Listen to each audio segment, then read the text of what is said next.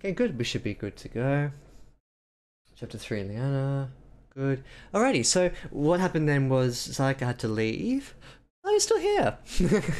Go away. No, you can stay for as long as you like, but we're going to switch over to Sean's story because Sayaka has to leave soon. So it is almost 50 minutes into the first stream of Sayaka's story. Now we're going over to Sean's. We'll work with you guys over Discord who wants to keep going on Sunday. If it's you, Sean, or if it's Sayaka, whoever wants to do it, you can fight to the death over it. That seems like a fair thing to do. So hello, if you're watching this video in a retroactive past sense and you're wondering why I was starting later or why I'm talking midstream, whatever, we're cutting the stream and we're piecing it together a little later.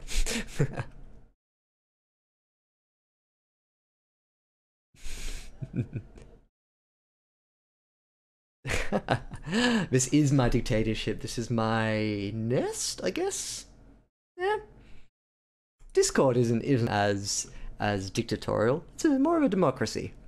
Oh yeah, blurry face. I don't know why I was doing that. I noticed that on the OBS panel.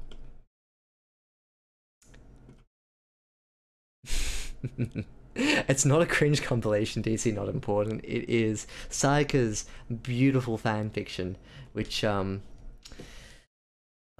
just thinking back to it. No, it's a One Piece fan fiction that is so bad that it's good, and parts of it are actually quite interesting. Quite well written. So it's not all bad news. So Outrider says, yeah, this is Outrider's story, so good, we're going to dive in. So this is chapter 3 of your alien invasion story, right, Sean? Now, chapter 1 and 2 dealt with the family and the husband and wife who were separate. Well, they separated out of a necessity to go and track down medicine for the child. And then the way that chapter 2 worked, I remember, was that there was a monster in the forest and a small girl. I think that was your story, wasn't it, Sean? Yeah, and I think that's how chapter 2 ended, but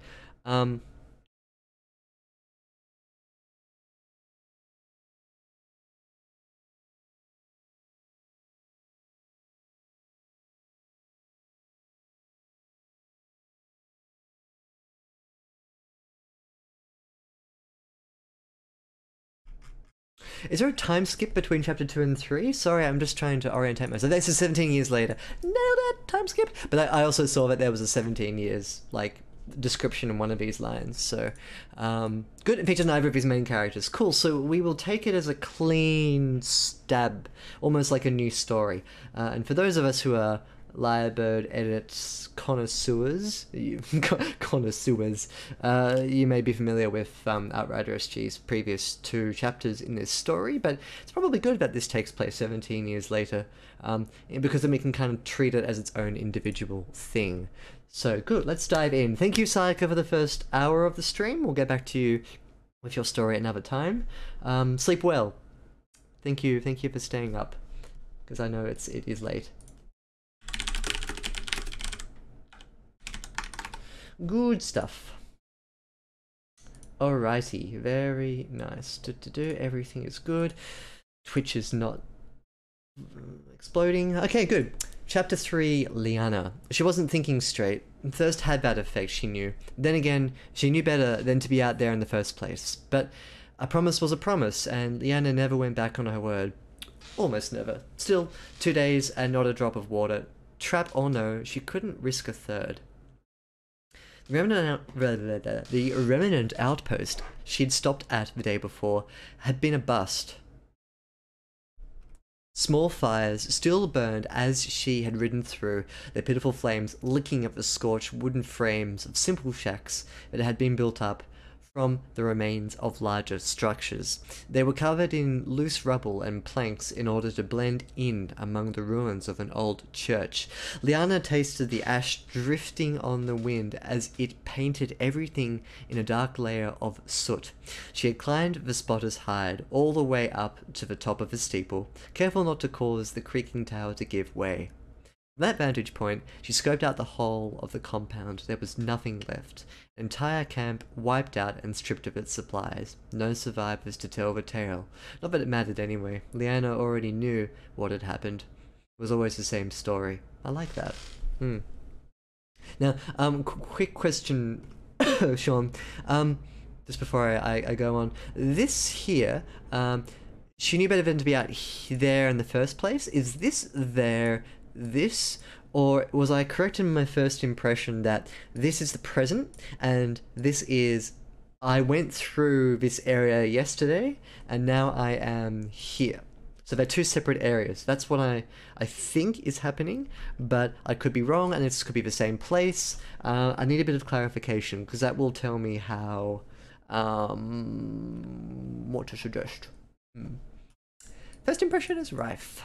What was my first? Sorry, what was I just saying? Oh, that it's actually the same. It's the same area. They're not different areas.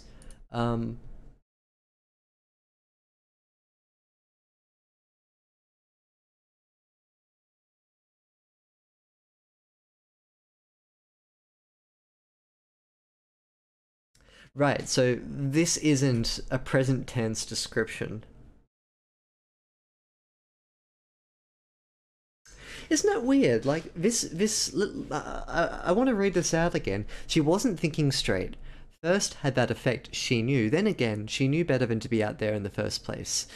But a promise was a promise, and Leanna never went back on her word. Almost never. Still, 2 days and not a drop of water. Trap or no, she couldn't risk a third. Now, that could be either a present or a past event. And there's nothing strictly in there to demark it as one or the other. Like, sure, it's written in the past tense. She wasn't thinking straight. First had that effect. That this could be a present.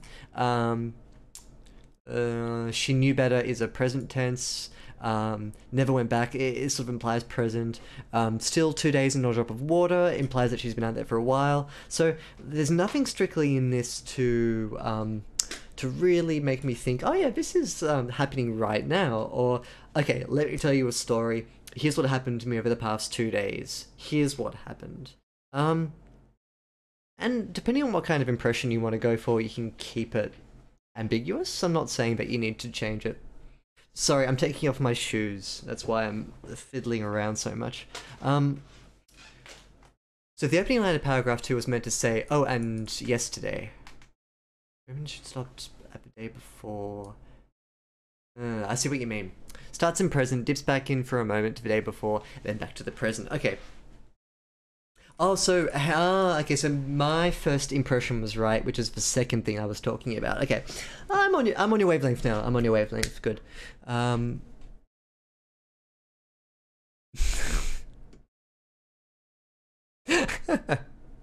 No, don't worry. Don't worry, DC. Not important. You're not going to be accidentally screenshotted and put into a cringe compilation. No, this is just Sayaka's story. Sayaka was referring back to your alliteration, that I think this one here, tremendously terrified text writers. This one here, and then I think Sayaka was saying putting that in my fan fiction, in like a loving way, like, oh, this is great, I want to use it in my fanfic. So no, you won't be appearing on a YouTube cringe compilation. Yeah, I don't want to get started on YouTube's algorithms anyway. Yeah, good.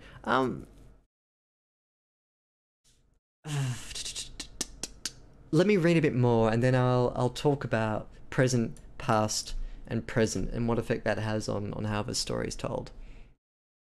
Shrek.jpg has been inverted. Whew. Yeah. This is now a Spider-Man thread. Or a Spooderman.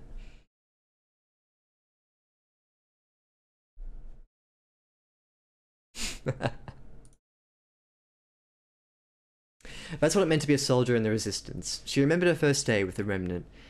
It might have been her last, if not for that squad of soldiers who discovered her hiding in a drainage pipe, starving, dehydrated, half dead. She remembered the taste of the stagnant water that seeped through the steel grate, drop by drop pooling in the filth. She remembered the way the grit would stick in her teeth, grinding at the enamel as she slurped it down. She remembered most of all the horrible stench that drifted in from the bowels of the sewage system. She'd been too weak to walk on her own, so one of the soldiers, his name she never learned, had carried her back to their camp. She gave her all the water she could handle, and she gulped it down until it hurt to do it. They fed her the worst slop imaginable, something grey that looked like mashed potatoes, but most certainly was not. Topped with a kind of loose gravy made from canned meat and starch and salt, and a chunk of crusty bread on the side that was 3 days stale. But to her aching stomach, it was a fine 5-course meal. For the first time in as long as she could remember, she had known fullness. She'd been there a whole day before she managed to walk again, and spent 2 more regaining her strength. On the 4th, Price approached her. She informed Leanna of the choice she would need to make. She could leave, sent on her way with a can of food and a bottle of water, left to fend for herself out in the ruins, or she could stay, in which case she would be signing on to join the Remnant in their fight. Leanna hadn't needed even a second to mull it over. She never wanted to drink sewage water again. From her perch atop the hill, she peered down at the intersection below. Everything looked clear. There was no sign of them, at least. Not through the scope of her rifle. Anyhow, I'm going to stop there. This is present, green. All of this here is past, except for this, which is green. Now, we do 2 things here. No, sorry. Yep, good.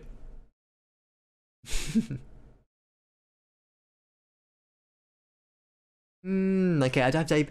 So OutriderSG says, I dive deeper and deeper into her past with each paragraph and snap back to the present. Now, that works really well as a technique if the grounding for these scenes is very strong. And I kind of like to think of triggers, I suppose, is what you'd call them. Or if you've played Amnesia: The Dark Descent, it's like the objects that you pick up sometimes, and then as you pick them up, you get like a little audio log. Also happens in Soma as well if you touch the wall panels. Maybe a better way of thinking about it is that what should prompt her in the present to think about the past? Now, because of the style of narration here, which is third person personal, that's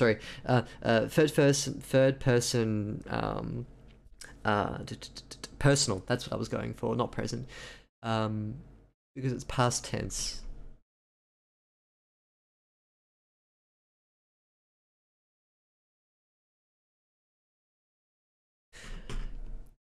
Third person, past tense, personal. Now, if you wanted to keep this kind of, well, let me sort of put this into words a bit better. Right now, the present and past elements don't flow together in a natural, logical manner. They need to be linked by something.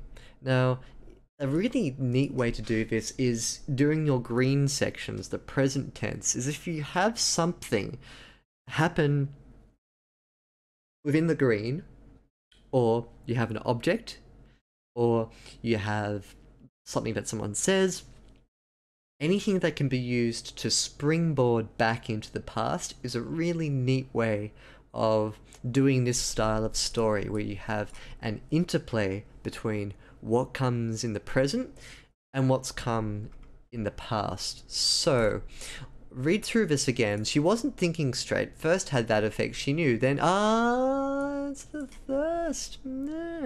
But I didn't pick up on that until right now. Now that could just be me being not a very smart reader, or it could be a slight problem with the link. She wasn't thinking straight. First had that effect she knew. Then again, she knew better than to be out there in the first place. But a promise was a promise. And Leanna never went back on her word. Almost never. Still today's not a drop of water. No. A trap or no. She couldn't risk a third.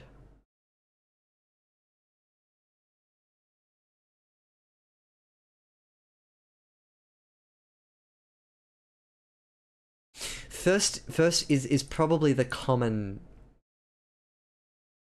unifier.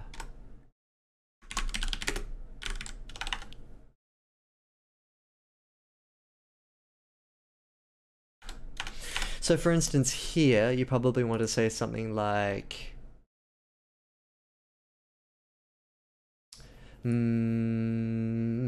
this link here is quite nice between being a soldier in the resistance and this abstract link here. But I'm just trying to think how the first might be linked in a bit better. Let me read through chat, distract myself for a moment while I can get my thoughts in order.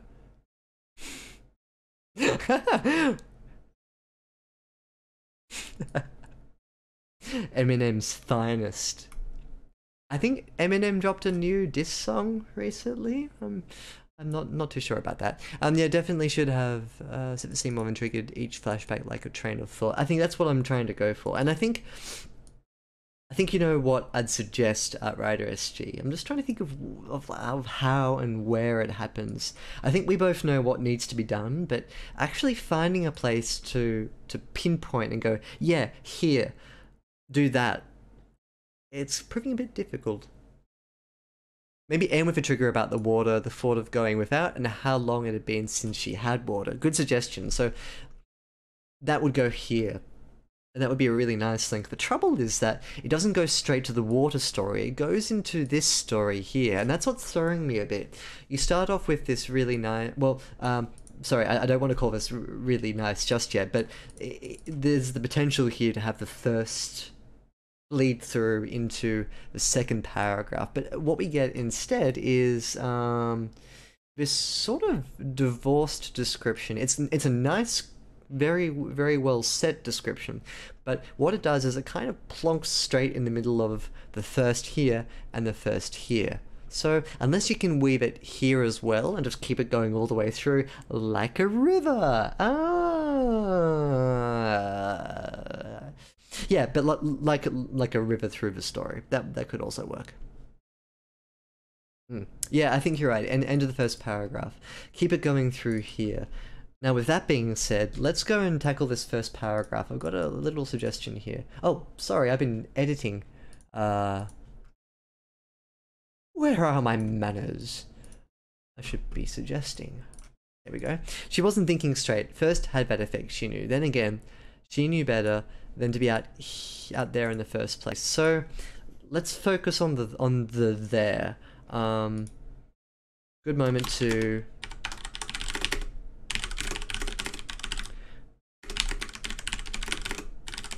because we don't get much of an establishment of where we are at the very start of I was going to say story, but this is chapter. Even so, think of this like a new story, because when you have a time skip, you need to be, and especially a time skip with this sort of function where you want to establish the consequence of the first two chapters and how it affects the world. Your reader will like that.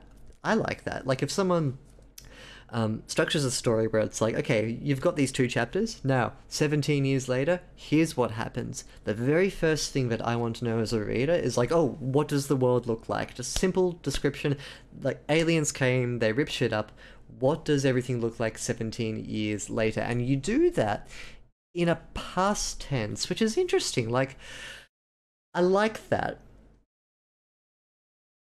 But the downside of it is that it's here and not here in the present. What this paragraph does really well is this at the end here. There was nothing left. Like, this whole paragraph really shines because of these last 10 says. Schneeze. Put an I in there. This whole paragraph really shines because of these last sentences. This is because we don't necessarily, like, all of this detail here that I've just kind of highlighted now in a bulk sense should probably be introduced up in this there. I don't know where she is right now, but maybe you can think of a way to paint out her present scene so that it incorporates the post-apocalyptic-esque details. Like, this stuff here is good. Good detail. Good detail, good scene building. The specific details of this are important, like the church and the camp, that's good. Keep the specific details for this memory, like the camp, steeple, church, and transfer. I know that this is a bit of a stretch because you also don't want to spoil what's going to happen down here with her looking through the scope of her rifle, but maybe just 1 or 2 sentences here. Transfer the post-apocalyptic. Nailed it.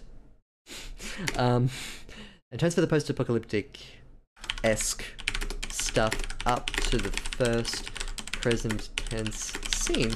Of course, this is just all my suggestion, and I don't have a full appreciation of how this chapter works together, but from like an initial impression, I sort of feel like that detail would be better served here, and then the memory isn't so much about building up the world, which is a clever thing to do, and I quite like that. You could consider keeping that if you like. Maybe it would be a little stronger if this memory was less about the world as a barren place. And if this is more the world as a barren place, like if you tried to put it up in that one rather than this one here. Well, now, why am I saying that? The earlier the better. Remember, your reader is going to be like, okay, chapter 3, hot damn, 17 years later, I want to see what the world looks like. And you can have a scene like this and this, but I sort of feel like if it's in the present tense, it's more immediate emotionally rather than just being a memory. But that being said, it's okay as is. But I think what might be missing is maybe just a lack of grounding in the first scene. Maybe if this first scene was a bit more fleshed out, I'd be more comfortable having this detail here as a memory. Just something to consider. Just something to consider. Nice. Good. Glad to be helpful. Why don't we move on? I think we're on the same wavelength here. And it's not important that, like, you do word for word what I want for the story, but rather it's maybe just about giving you a different perspective of how to make this a bit more immediate, a bit more impactful. So, good.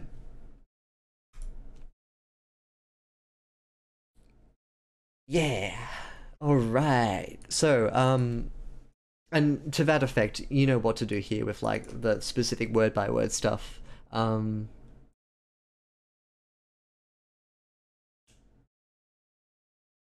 I think you also know how to. I'll make a comment about thirst. Good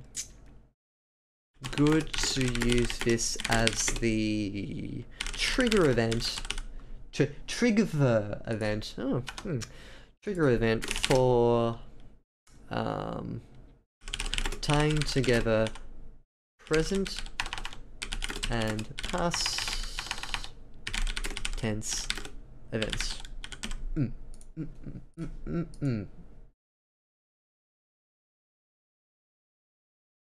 Good stuff.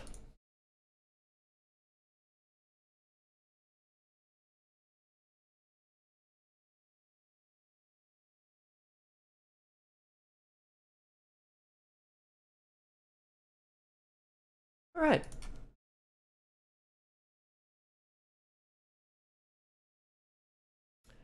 We go from here. No survivors to tell the tale. Not that it mattered anyway. Leanna already knew what had happened. It was always the same story. That's what it meant to be a soldier in the resistance, which was, I guess, being subjected to having to see the decay of humanity trying to survive. She remembered her first day with the remnant. It might have been her last if not for that squad of soldiers who discovered her hiding in a drainage pipe, starving, dehydrated, half dead. I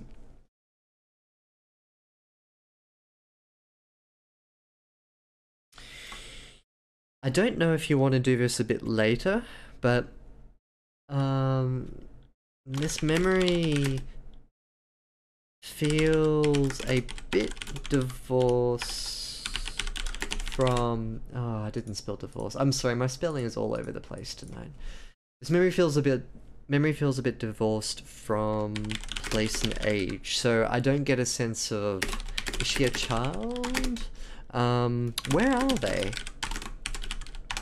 Industrial site, suburbs, city, manufacturing plant. Oh, that's an industrial site. Just a brief description, like even half a sentence, a throwaway line, to give us some indication of where we are in that scene where she was hiding.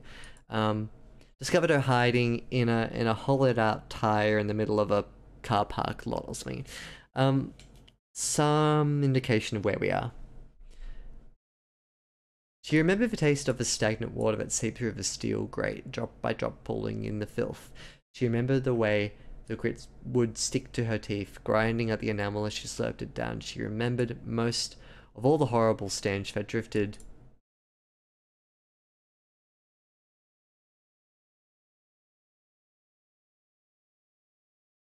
let's get rid of that drifted. She remembered most of all the horrible stench in the bowels of a drainage system. That could work a bit better. Maybe just try and shorten some of these down as well. Good use of repetition. She remembered... she remembered. Now, this is intentional. I wonder if it's not wise to get rid of the first one. Sometimes breaking up the repetition and then repeating it later on may not be so good.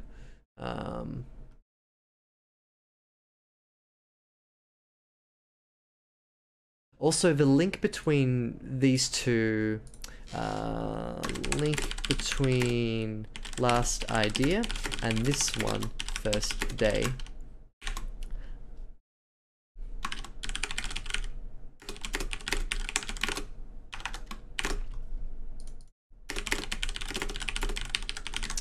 It's maybe a little abrupt.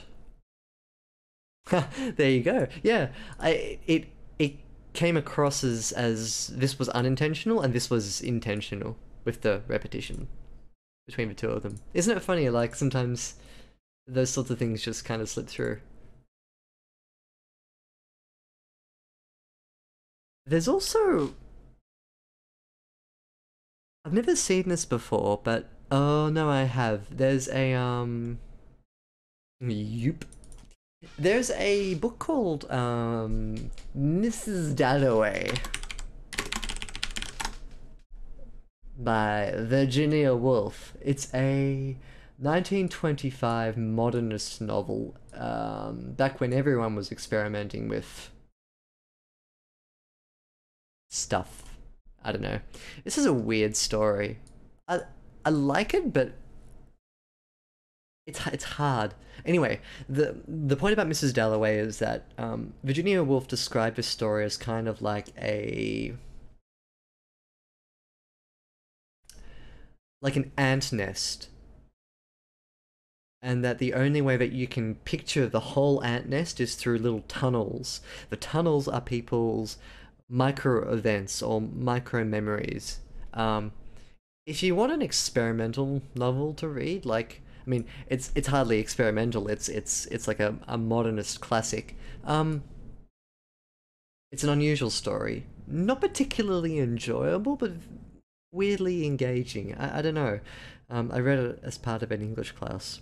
The point there is that there are ways to deal with memories in memories.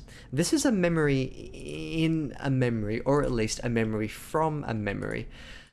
You got your present tense story here is layer 1. Layer 2 is your this memory here of the church compound.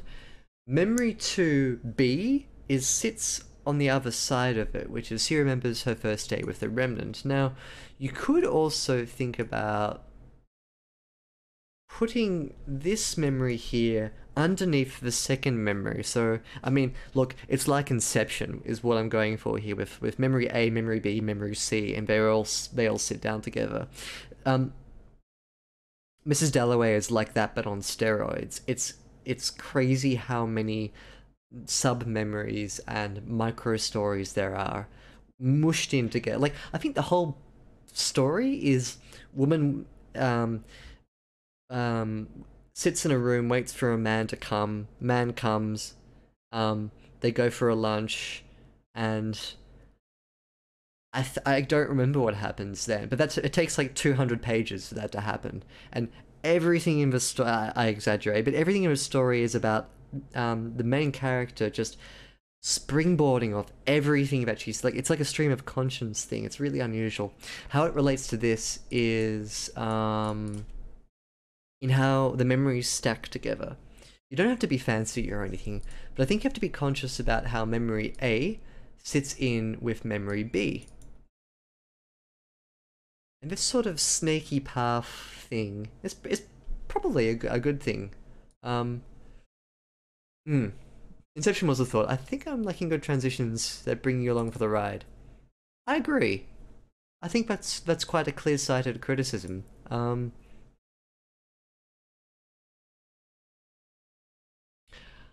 Here is one such example. That's what it meant to be a soldier in the Resistance. Full stop.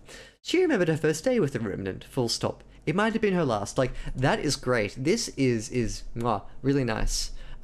But there's something missing here between A and B. You can do one of two things. You could try and make a tenuous link between this and this, or you could springboard back into the present, cut your losses, back into the present, and then try for another thirst. I would go for that. I would be fluid in your switching between present past, present past, present past, and trying to link it all together with commonalities. And the more you do that, the more of an engaging narrative you'll make. So maybe that's my advice. Perhaps don't try and do too many memories all at once. Keep the present events pushing forward. Downside is that you'll have to have quite a few present events. Plus side is that you will make an engaging parallel story for your reader to enjoy. Let's push on back to... Look, I mean, I can go through these paragraphs and be like, oh, change that, change that, change that, change that. I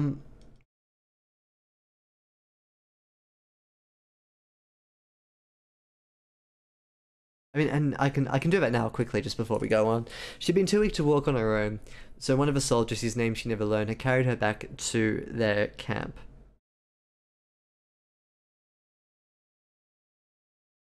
I want more of this. His name she never learned. Could you perhaps...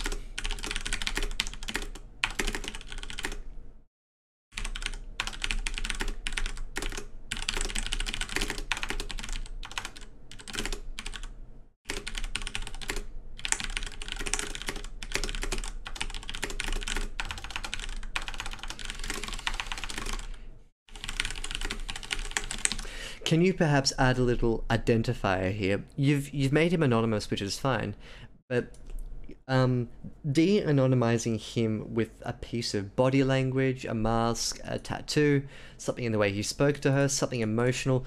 We don't need to know who he is, but maybe just the fact that he is a human would help too, like in the way that he lumbered or shook side to side as he carried her, in the way that he'd stop every now and then and brush the hair from her eyes or something. I'm assuming she's Oh, nope, 17 years later, she'd be an adult. Okay. So I'm assuming that this character here is the baby from chapters 1 and 2, in which case she wouldn't be a child, she would be an adult. So consider how you'd like to play that then. Yeah. Herring says, my flashback memory exposition tip, nest them in a small sequence of events in the present. Actually, yeah, if you want a really good example of who has done great past and present interaction, do you remember from Herringbone's chapter with the professional clown? When was... Oh, sorry, he's not a professional clown. He's going to be a professional clown. It is... I'm trying to think of within that scene... There's this really wonderful scene that Herringbone wrote about the main character receiving like the final letter from his father, and then him and his mother going to the Sound of Music. That whole sequence from Herringbone's story was a really, really strong example of how you link present and past events. You tell the story in a fluid forward motion, but then it has these lovely emotional linked backing elements to them. So yeah.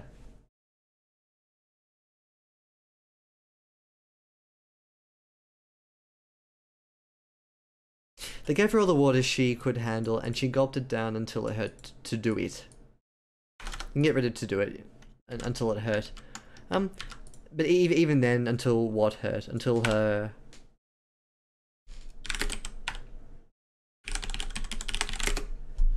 depending on if you want to go child or adult with tummy versus stomach. They fed her the worst soup imaginable, slop imaginable, something grey that looked like mashed potatoes, but most certainly was not, topped with the kind of loose gravy made from canned meat and starch and salt, and a chunk of crusty bread on the side that was 3 days stale. It's quite a thick description of something so inconsequential, but I guess it sticks out in her head. But to her aching stomach, it was a fine 5-course meal. It was the first time in as long as she could remember, she had known fullness. I'm going to maybe call you out here for the conjunction full stop. You know how much I love a full stop and a conjunction. Like it's my bread and butter. But I guess unless you do it repetitively for effect, you can get rid of that and, for instance. I like the but here, and I think you should get rid of the and there. Capital F. You don't lose anything. And I guess this allows you to justify the conjunction starting of a sentence here, and then, because it's not there. Yeah. It's bleeding into your conscience. Yeah, isn't that funny with sort of what you pick out of... But, like, I think it fits the tenor of this paragraph here. So we've got the food and water theme going. She's a child, it's her past, when she met the remnant after surviving on the streets. Also not the same girl from chapter 1 or 2. Okay, cool. Well, now's a good time then to introduce... in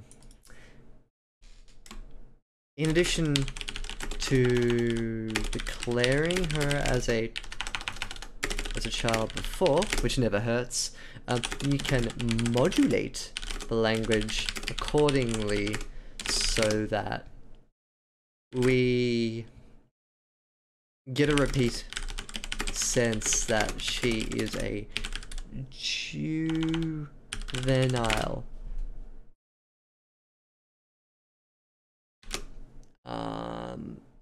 So for here you just put tummy, for instance.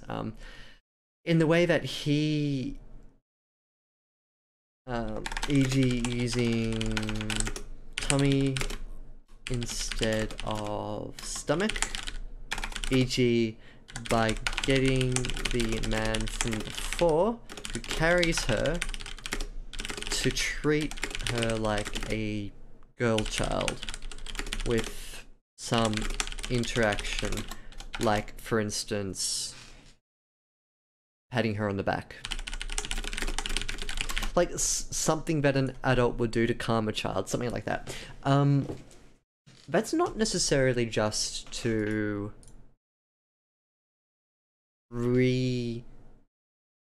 solidify the idea that she is a child. It's not so much that. It's rather as a consequence of that. It's it's about having her memories of an adult child interaction be a bit more prominent, so that it colors the story rather than just being more like an adult remembering an adult event, so to speak. Ah, thank you, thank you. Good, good. I'm glad that that idea went down well. You don't lose anything from doing that, unless you're describing a very cold event which she doesn't remember fondly. But this is a really fond memory, I'm guessing. So having these two little suggestions here would really enliven the paragraph. Now, let's get back into the present tense. She'd been there a whole day before she managed to walk again. Oh no, sorry, this isn't present tense. She spent 2 more regaining her strength. On the 4th, Price approached her. She informed Leanna of a choice she would need to make. She could leave, since or she could stay. That's good. It's a good little conclusion. Again, so just again from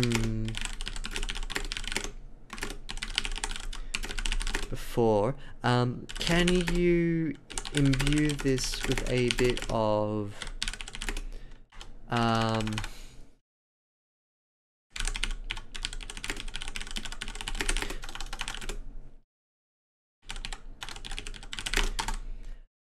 or some sort of prominence?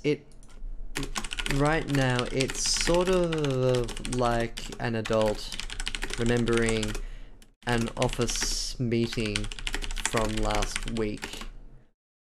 Structured, but not emotional.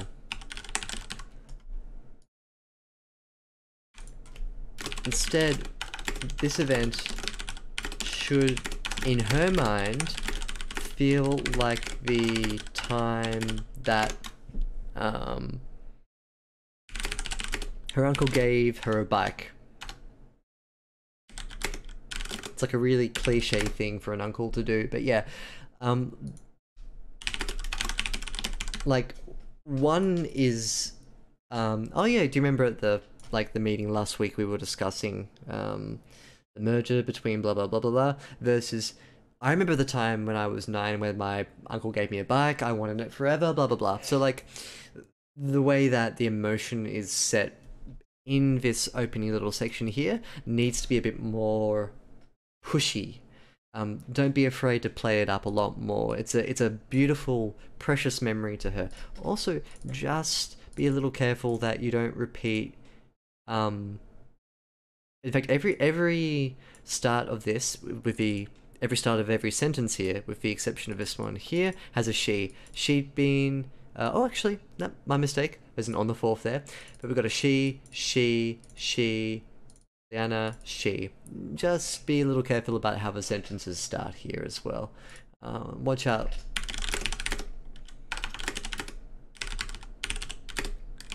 Watch out for the repetitive she. Cool. Just give me a sec. I want to go grab a glass of water.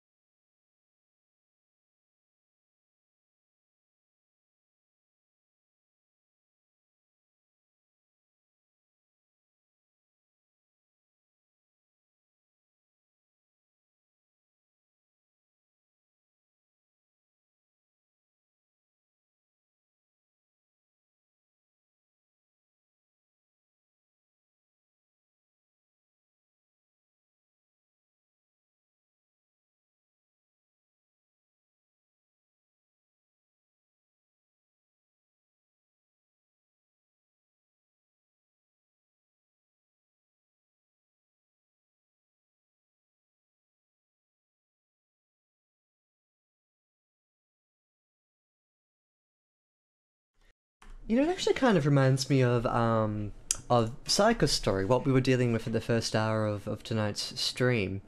It's not so much that the events themselves aren't worthy to keep in the story. It's just more of a sense that they're discussed and how they're drawn out and what sort of emotional implication that we have from them. So everything that happens here is totally fine in a past tense sense, and I think that's why I'm going more yellow tonight rather than green. Haha, the Australian colours. Yeah, but what I really wanted to draw a parallel between Sayaka's and Sean's story is in this idea that the way that things are written is so important. It's the heart and soul of what it is to write, right? Um, and it's not so much that, yeah, the events themselves need to change, but it's how the narrator talks to you about these events. Narration, the voice of the narrator is a super important thing, and often very small changes to the way that you write a story can convey huge amounts of meaning. Excuse me, I had a really good dinner, but it was very spicy. I love spicy food. It just makes me hiccup for stream. So, for instance, what I was suggesting here, if they gave her all the water she could handle and she gulped it down until her tummy hurt. So, for instance, if you don't have that there, if you don't have a tummy hurt, you just have, they gave her all the water she could handle and she gulped it down until it hurt to do so. Now, that's a very functional description, but if you just take a really short, very easy kind of fix, it's just going through and thinking, if she's a child, what would her recollection of it be like?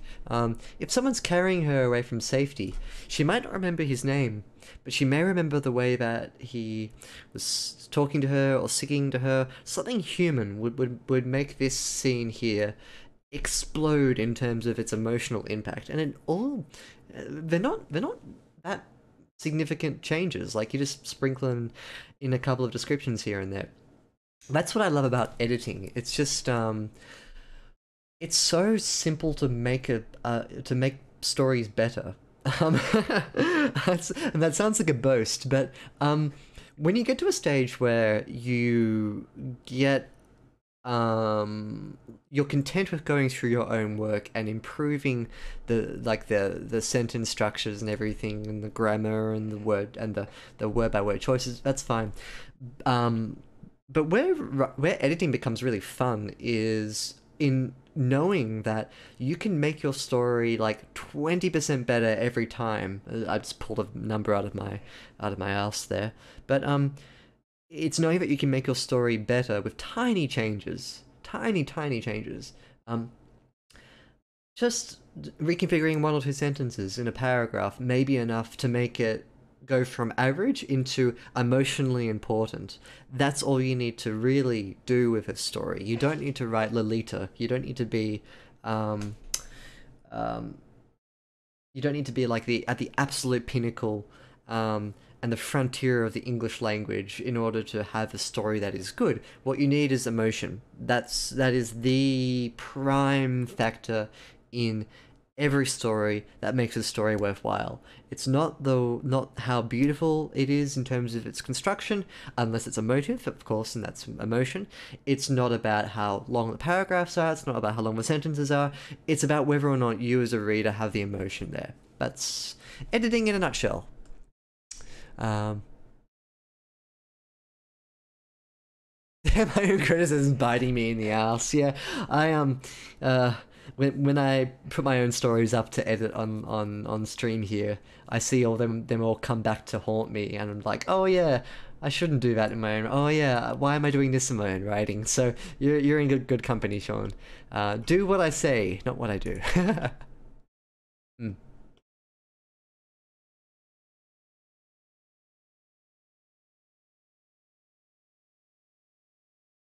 Interesting. You get hiccups. Huh. Isn't that bizarre? Huh. My most horrible spice experience was eating a whole chili, which was like a dare that I did once, and it made me feel ill for about 12 hours. It burnt. Like, eating it was fine, like in the mouth, down the throat. Don't take that out of context. But once once you got it down to the stomach, it sat there and it just burnt for like 6-7 hours, and then I had 6-7 hours of indigestion to follow. That was awful. But like mouth spice, I've got quite a high tolerance. It's just yeah. Like, I wonder if it's gonna get worse as I get older. As that writer says, like happens a few years ago. taste does change as you get older. You get less used to sugary stuff and more used to like the taste of beer and coffee and oysters and asparagus and all the sorts of weird things that you used to hate as a child. From her perch atop the hill, she peered down at the intersection below. Everything looked clear. There was no sign of them, at least. Not through the scope of her rifle, anyhow.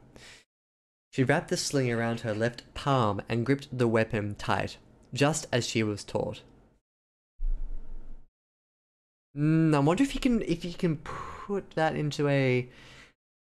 If you can hint at that having happened up here. Like maybe with this guy, the way that he's carrying his rifle. Just as a suggestion. But this would be the kind of thing like, just as she was taught, please, please, please use this again later in the story. Great link for a character.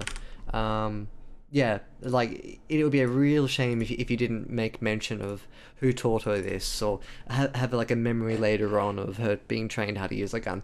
Good opportunity. The gun, I might be second guessing you, but yeah. The gun had earned more than its fair share of scars over the years. Its dull, blued finish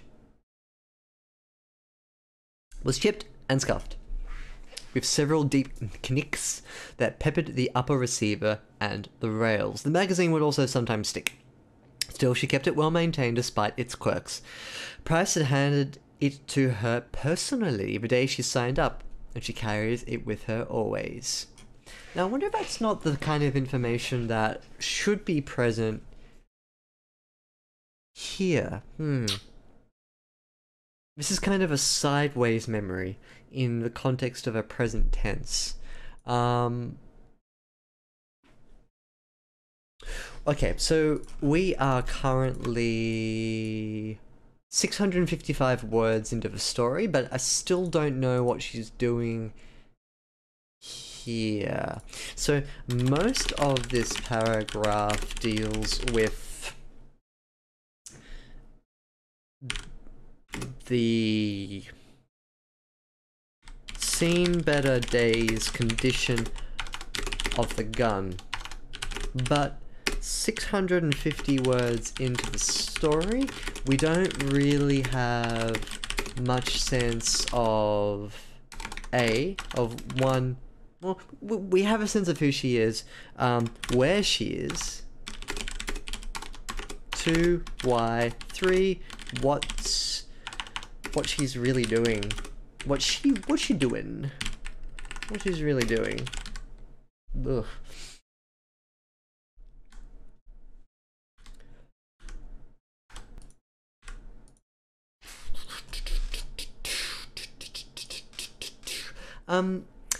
So I'm gonna read a bit more, and just without commenting, and I want to see how long it takes for us to get into the meat of the present tense.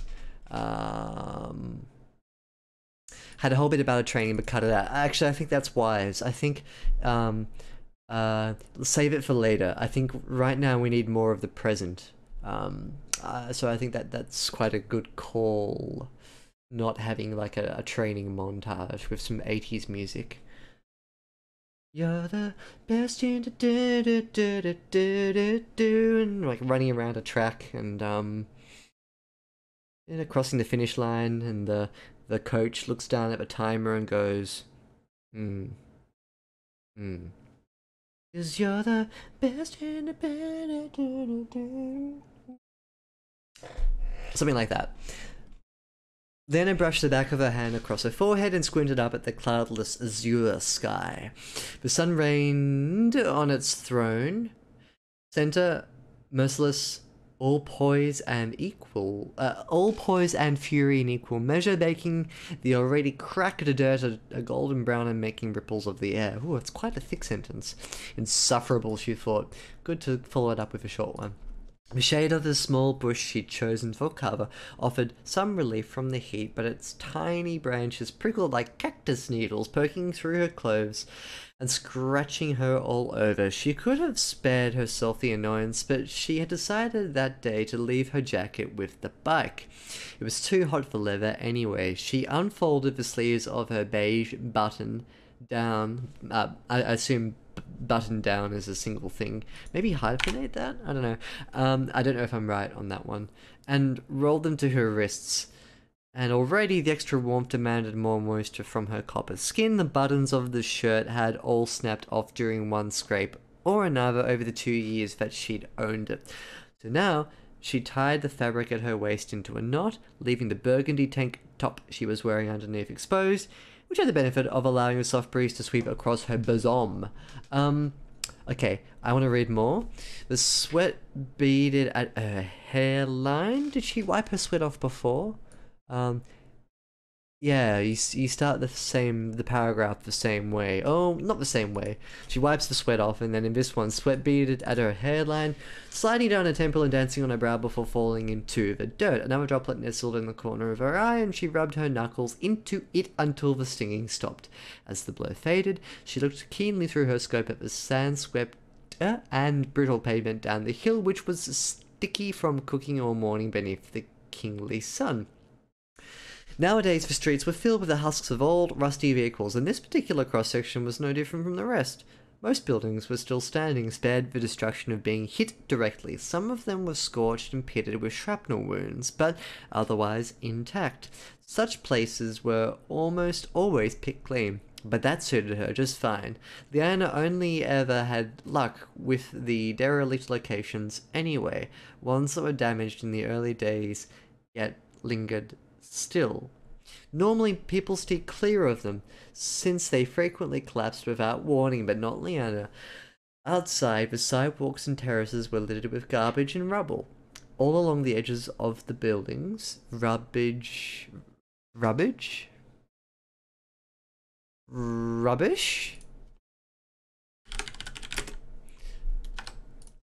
Sat in heaps, spilling out onto the road, coalescing in the impact craters that riddled the pavement, leftover scars of the arrival. She was too young to recall how it all went down. Now I need to stop here, and oh my goodness, what's happening? Why? Did I just accidentally cut that? No, it's all good. Rubble, gotcha. Rubbish. I'm gonna go with probably rubble. Is that what you were going for, Outrider? I don't know. Rubbish could also work. Ah, yeah, no, impact craters. So it'd be rubble. Rubble trouble. Okay, okay. Then I brushed back the back of her hand across her forehead and squinted up at the cloudless azure sky. So, from this point down to here, what we have is a description of not only Leanna, but also the thing that she's watching, which is, I guess, this outpost of last civilization. Sorry, it's not an outpost; it's an abandoned settlement thing, but like a sort of built-up area. It's a dialectical variation. Is rubbish actually a word? It sounds like a bit of slang that a couple of yobs would use to describe like a massage parlor. Like, oh, the rubbish was excellent, man.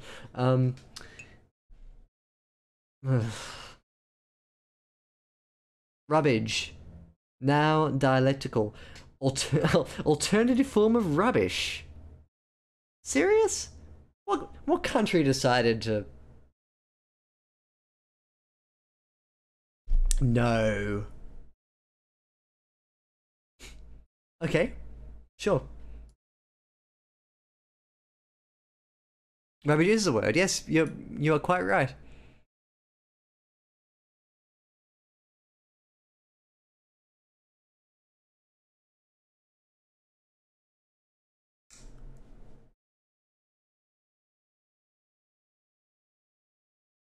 Weird, right? I've never heard it before. Anyway, I think what's really missing from let me put a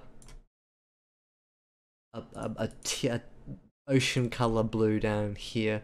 Um, from this section here down to the ocean colored blue on the next page, what I was hanging out for as a reader was a concise description of of what it is exactly that she's doing here. Now, I know what she's doing. She's scoping out the site. I assume she's going to go in and raid some goodies from the supermarket or something. That's just a guess, though. But I don't know if she's doing it solo. I don't know if she's doing it as part of like her obligations to the people who saved her, the remnant. I don't know if she's waiting to see signs of any bandits. So, are there bandits? Is she doing this for the remnant? What is she looking for? Why is she here? So there are all of these questions that we don't get answers to, and the longer that we don't get answers to these very, very fundamental motive drivers, the less likely it is that your reader is going to be patient with your writing. And that's fine if you want to keep it purposely hidden. But it becomes a bit of a stretch when we start to get into a bit of navel gazing. And while this is quite nice writing, like maybe you can cut it down here or there. Like I could go through and be like, oh yeah, you know, this is a bit overblown. Cut that there. This is good. It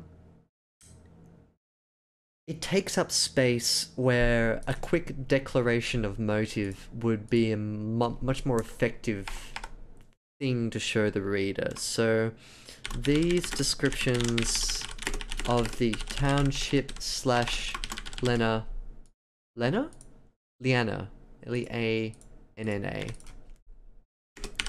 take the place of declarative statements of motive. I think that it'd be stronger to have something for the reader to place inside their heads. This is the motive. Rather than, it's a really hot day. Oh. I thought I discovered a code there for lining out a line.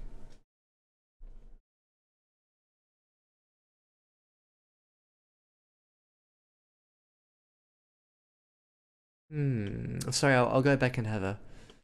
It's actually a combination of the word rubber, garbage, and rubbish. Ah, that's really cool. I didn't know that. Combination of the word rubber, garbage, and rubbish. Rubbage. It makes sense. Huh. Oh.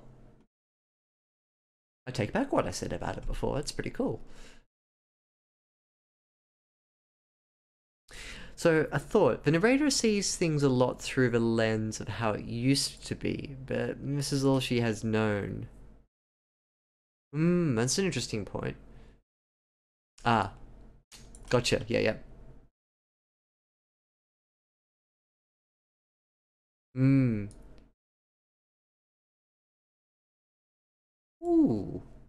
Good suggestion from Herringbone. She's out there because she made a promise that she intends to keep. She's in the specific place because of the need for water. I see it clear as day now how that's part through the flashbacks and scene asserting. I see it clear as day now how that's part through the flashbacks and scene asserting.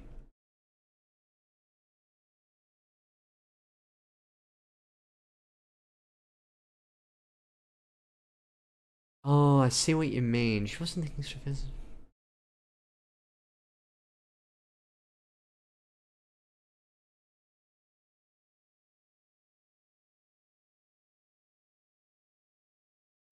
Okay, I'm seeing it more and more now that I'm looking for it.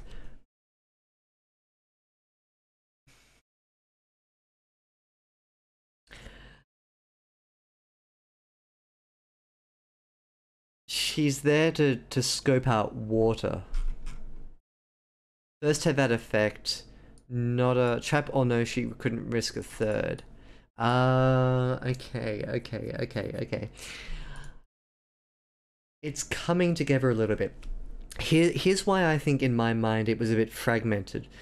The downside of doing present past is that you'll need to remind your reader, not constantly, but when you transition out of past into present, you will need to re-solidify the motive of what she's doing.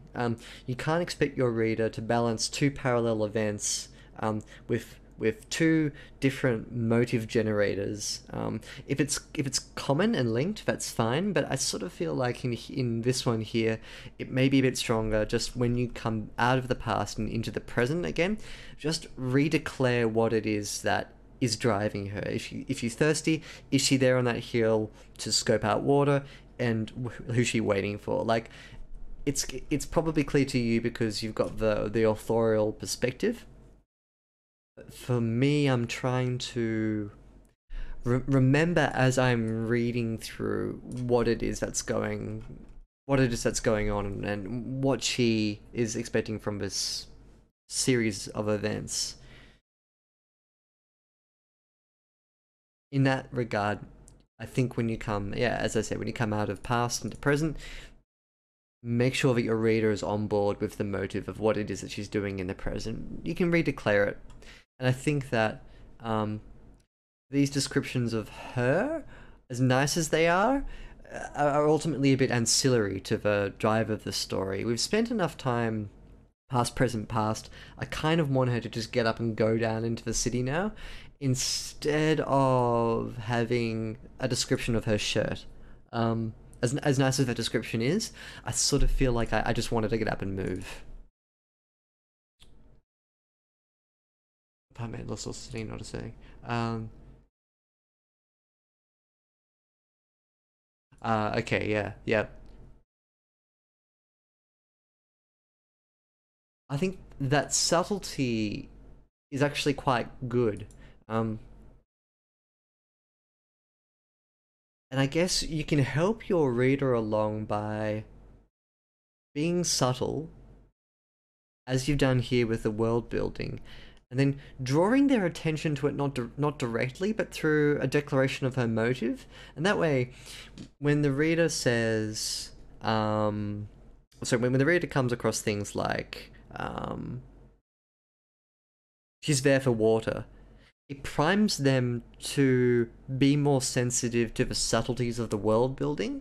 So it wouldn't hurt just to be a bit more blunt in one sentence, and then all of these really nice things that have come through in other areas can sort of shine through a bit more. Going back to what Herringbone was talking about, I think you can show something interesting in this chapter. Ah, my screen turned off. One sec. I'm blind. Oh, hello, screen. I think you can show something interesting in this character by displaying how she sees the world as the first generation. Maybe if there was more curiosity to it. I like that idea. Now, how would we work that in?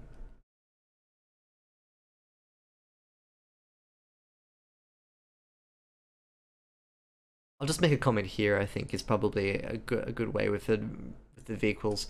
I'll copy paste.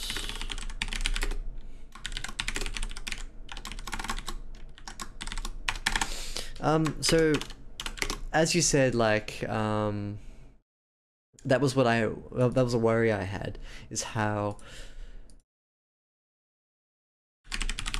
balancing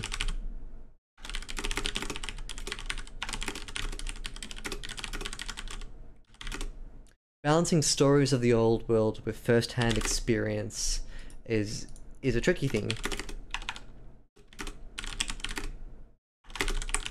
to do. Curiosity and wonder are easy targets to help your character understand what they're seeing. And by that I mean get them to look at the world with a curious eye. Balancing it between exposure, curiosity, all that sort of thing, it's a bit touch and go. I think right now it's a bit more on the side of she's disinterested, so maybe make her a bit more interested about the workings of this world. 5 months ago, me, you didn't know what I know now. Yeah, I think that was a good, rather blunt summary of what we've been doing. But I guess in a more micro sense, we were talking about past and present. The fact that this section that we just read out from here down to here, it has a lot of ancillary information, and at this point in the story we should probably be getting more of a sense of, I'm here for a reason, let's get into it. But instead what we have is a bit more of like, here's my shirt, here's its story, the sky is quite nice. I don't mean to be blasé about this, like in a writing sense it's quite nice.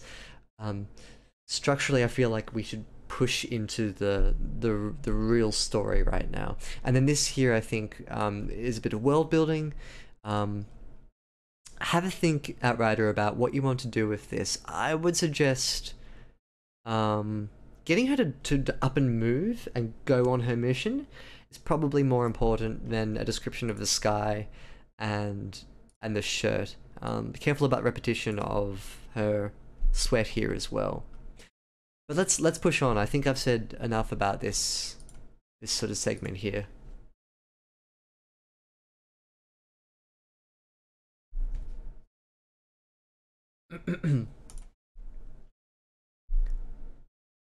She was too young to recall how it all went down. Sorry, my voice is getting a bit croaky. It's hot. Shit's fucked. I'm gonna go down in that. Yeah, like I'd honestly quite like that. Just in terms of its kind of up and go attitude. I think that's what would be really cool to see. Is like we get a bit of past, present, past. We got a sense of a character. Right, now let's go and get down to business. But I have a feeling we're going to go back into the past. 17 years had passed since those days, and for as long as she could remember, she'd survived by scurrying from one hiding spot to another, only ducking out to search for food or water. Not that it was easy. They changed their tactics all the time. They were adaptive and worse, relentless. She, like everyone else, had learned to avoid venturing out in the light of day, too risky. Waiting for the cover of dark was usually the smart play, but she didn't have the time for that. No, Leanna wasn't good at waiting. She'd always been a risk taker. That's what got her into this mess. On the other side of the intersection sat a mound of stone and mortar. It sloped up to the second floor of a particularly dilapidated edifice, which was made from tanned concrete and cinder blocks, its colouring chosen to complement the desert climate. From her position, she couldn't see any doors on the ground level. They must be buried in the rubble, she thought. Whether by time or trauma, all 4 stories of the building looked unstable. Nearly every window had been cracked or shattered, making jagged death traps for most every potential entrance. Most every? I think you had to put almost. But she spotted a small opening in the structure near the top of the heap of rubble. It was as good a place as any to begin. Gotcha, yep. Edging sideways, Leanna slid down from her roost, digging her heels into the softer parts of the hill, careful to avoid slipping in the dirt and rocks that broke loose as she descended. Once at the bottom, she took cover behind one of the many ancient rust heaps abandoned on the road. Which is a car. Peeking out over the hood of the vehicle, she reviewed the area. Looks good. Took a few quick breaths, then burst out across the street, the soles of her hiking boots sticking to the pavement with every stride. Her momentum carried her most of the way up, but she scrambled near the top, kicking loose dirt and rocks, which tumbled down and landed with an awful clack as they hit the bottom, making her heart stop. After reaching the peak, Leanna slid through the narrow opening. Once inside, she waited. Nothing. She was still in the clear. As her eyes got used to the dark, she could see a short, tight passage ahead. She caught the scent of something stale and dank, a musty odor that made her nose curl. Chunks of concrete and mortar had filled the corridor, making it a pain to crawl through, but she had the room to maneuver. She advanced slowly, moving the loose debris out of her way.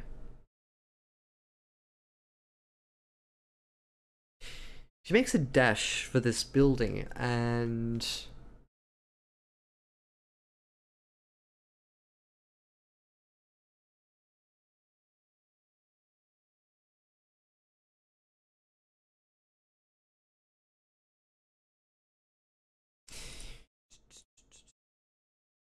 Leanna makes a big effort to survey the scene and reach her target as quickly as possible.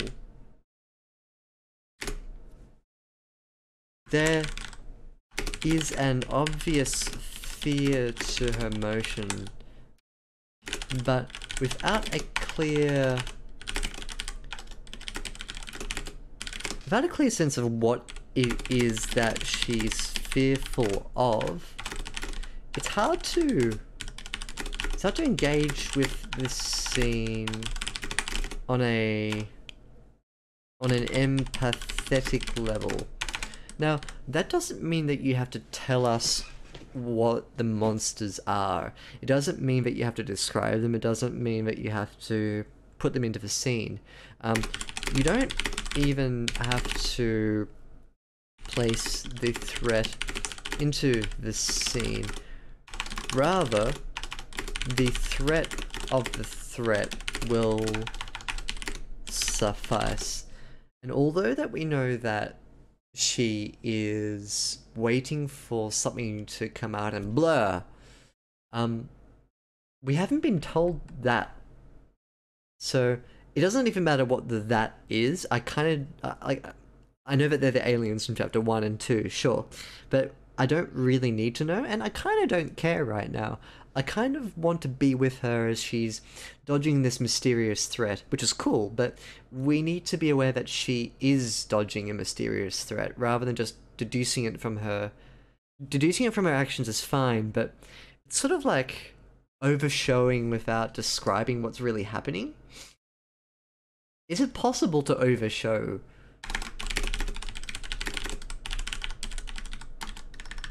I don't know. That's a question for us. Probably not. But I don't know if this is like grounded showing. Showing without having the reader understand what is being shown. Reads a bit hollow.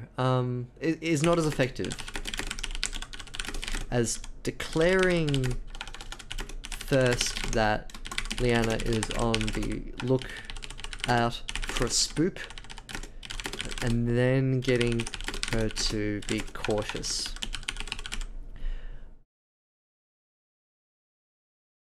You show us what she's doing, but there's no sentence that says Leanna has to be careful. She doesn't want the threat to make an appearance. She doesn't want to be taken away. She doesn't want to have to face that threat. Something like that. Some vague sense of Leanna. It's like establishing the stake. What happens if Leanna is overheard? We don't know.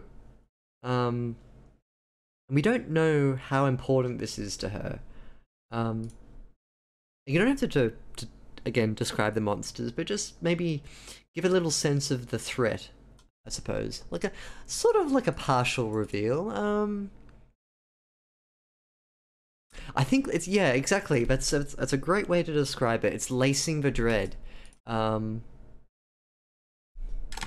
you say, it's about lacing the dread in advance. Just lace it. Don't show without us understanding why. Explain to us why, then show us, and then lace the dread throughout the story. Okay. My voice is dying. But I'll keep going for a little while longer. Nope. Nope. Nope.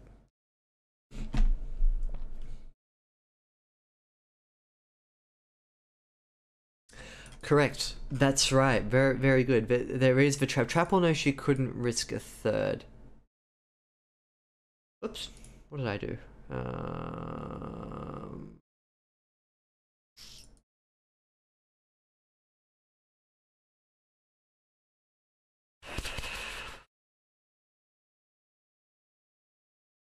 I think you're gonna have to explain what this trap is.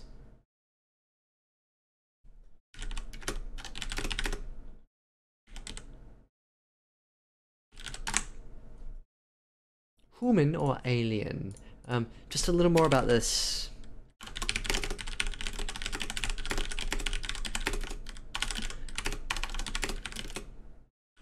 That'd be a great setter. Good. Alrighty. Once she's inside, I probably want a new paragraph here.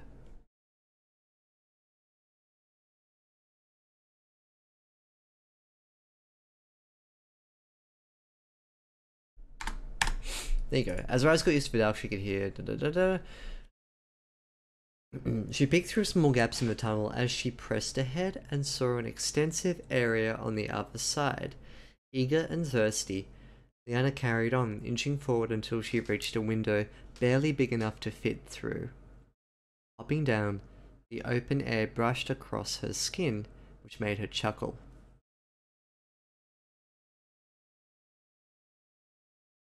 She tipped her head forward and patted the filth out of her shiny brown hair. The place was in shambles. Half the walls looked on the verge of collapse, and the other half already had. Daylight poured in through the few windows that were completely blocked by crumbling walls and floors, revealing a world of grey. Pipes and conduits and wires jutted down from the ceiling like a beast whose guts had been spilled. A blanket of fine dust coated everything in sight. She could feel the whole level wobble with the wind, and the floor gave a little with each step. Leanna found herself standing in a row of desks, each one sectioned off, separated by small walls. She ran her hand across the surface of the nearest one, smearing her finger through the grime. Smooth and cold and grey, grey like the walls, grey like the carpet, grey like the air itself. Good ending there.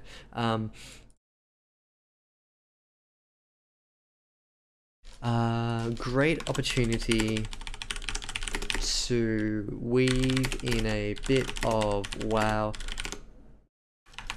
is this something that the old people used to do X in? Like a wonder moment. It's not really a wonder moment, like a moment of curiosity. Yeah. That might be a nice place to weave it in. I like how you don't describe it until the end, because I was kind of waiting for it more and more and more. You can cut out most of that and just have this, but in some sense it's nice to sort of build up to it, I think. Chuckle for the sudden coolness after the desert heat. I didn't get that. I'm not sure why she chuckled. Even when you explain it, I don't know if it fits. So, I mean, you can probably get rid of a chuckle.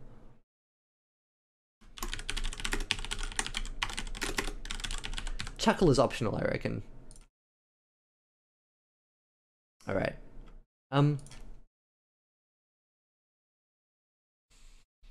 Okay, look, I might actually call it there tonight. I can feel my voice closing over, and I don't want to talk anymore. So I'm gonna call that an evening and go to sleep. Mm. I think we'll continue on with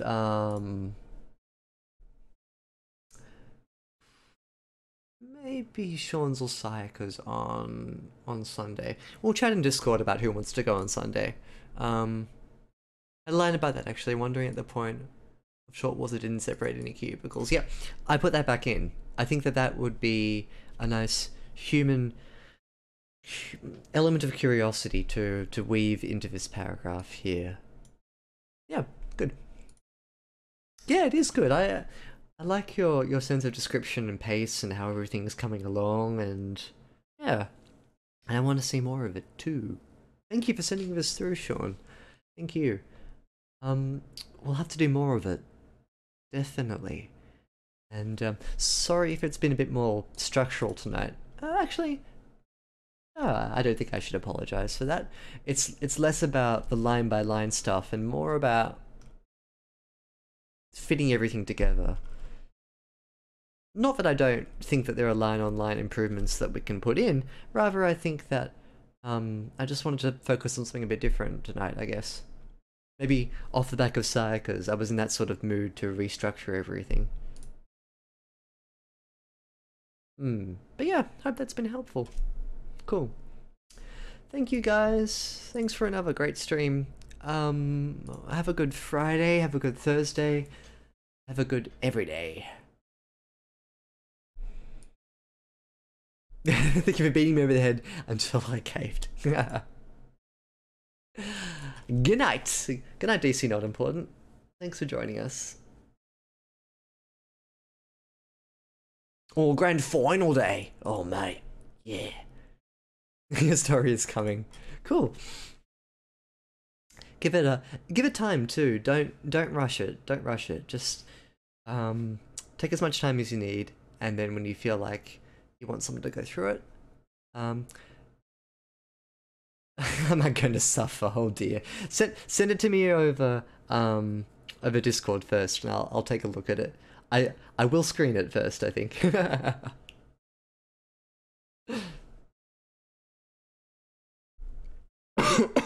Just in case it's not long enough to like be its own stream, or if I think that it would just be beneficial just to go through it privately.